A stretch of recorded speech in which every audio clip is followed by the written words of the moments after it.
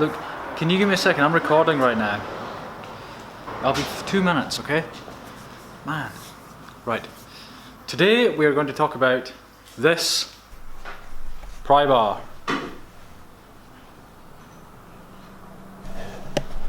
But more on that in just a minute. There's something funny that happens when I go into shops here. Now I don't think it's just New Zealand, I think it's in other countries as well.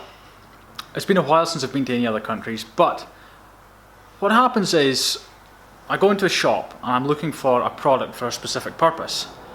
The most recent one was I bought a GoPro camera.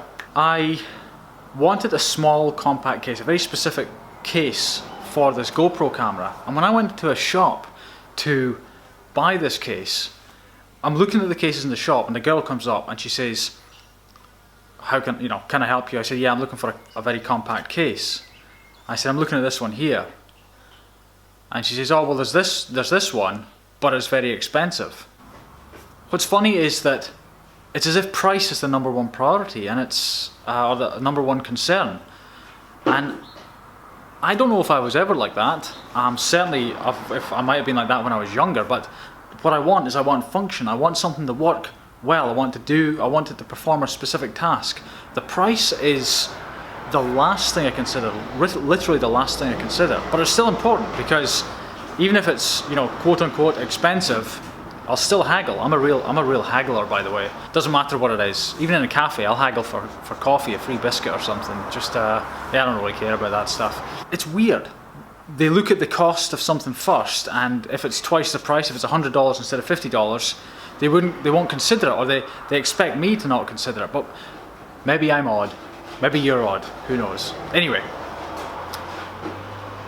Now, before I show you this PryBar, before we get into it, please understand, this is the first prototype, so the surface finish of the sheet that it's cut out of, I hadn't done that. There's some machining marks that won't be there in the final version. This design was from, based on a design that someone sent to me, but I changed it quite a lot, so I can't take full credit, nor can they, I don't know. Anyway, this is the first product ever to have the Cogent name on it. As you can see, we've got a beveled nice loop there.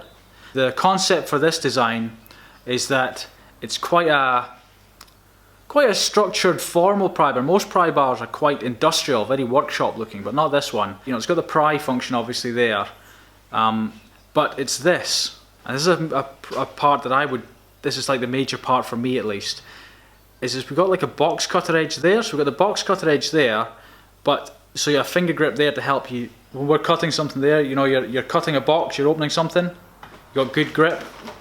But that's it really. I'm not doing a very good pitch of it just now, but the final PryBar will look better than this, better finished and things like that, and have a bit of a brighter finish, I think.